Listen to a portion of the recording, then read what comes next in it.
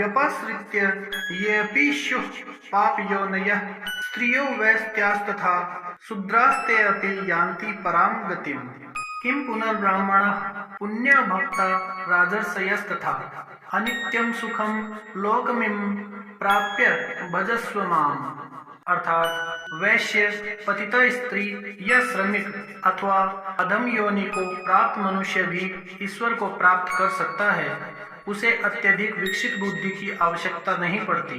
जो कोई भक्ति योग के सिद्धांत को स्वीकार करता है और परमेश्वर को जीवन के आश्रय तत्व के रूप में सर्वोच्च लक्ष्य या चरम लक्ष्य के रूप में स्वीकार करता है, वह आध्यात्मिक आकाश में भगवान तक पहुंच सकता है।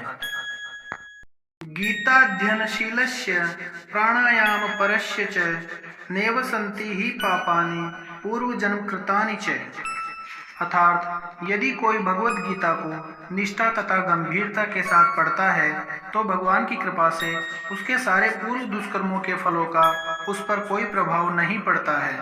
सर्वधर्मान् परित्यज्य मामेकं शरणं व्रज अहं त्वां सर्वपापेभ्यो मोक्षयिष्यामि मा शुच। अर्थात सब धर्मों को त्याग कर एकमात्र मेरी शरण में आ जाओ, मैं तुम्हें समस्त पापों से मुक्त कर दूंगा, तुम डरो मत। इस प्रकार अपनी शरण में आए भक्त का पूरा उत्तरदायित्व भगवान अपने ऊपर ले लेते हैं और उसके समस्त पापों को क्षमा कर देते हैं। मलिने मोचनम पुंसाम जल स्नानम दिने दिने सकृत गीतामृत स्नानम संसार मलनाशनम।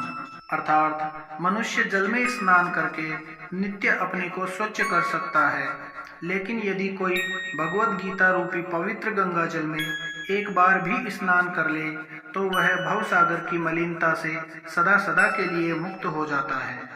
गीता सुगीता कर्तव्या किमन्यः शास्त्र विस्तरे या स्वयं पद्मनाभस्य मुख पद्माद्विनि स्मृता।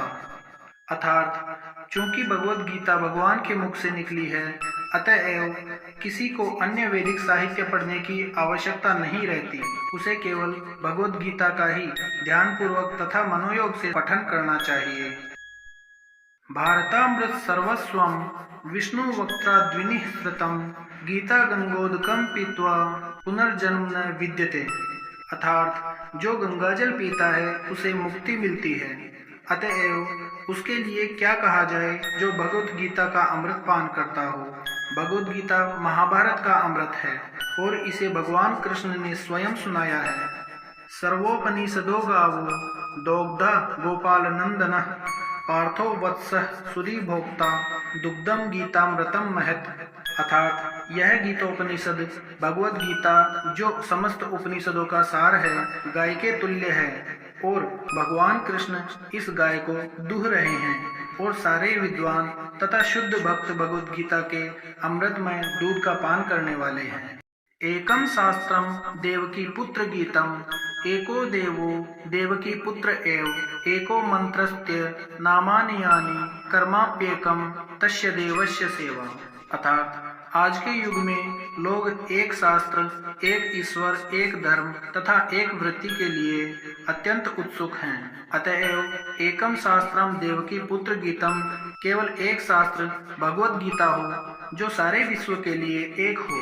एको देवो देवकी पुत्र एव, सारे विश्व के लिए एक ईश्वर हो श्री कृष्ण।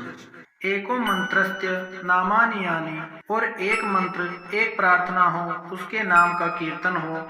हरे कृष्णा कृष्ण कृष्ण हरे हरे, हरे राम राम राम हरे हरे।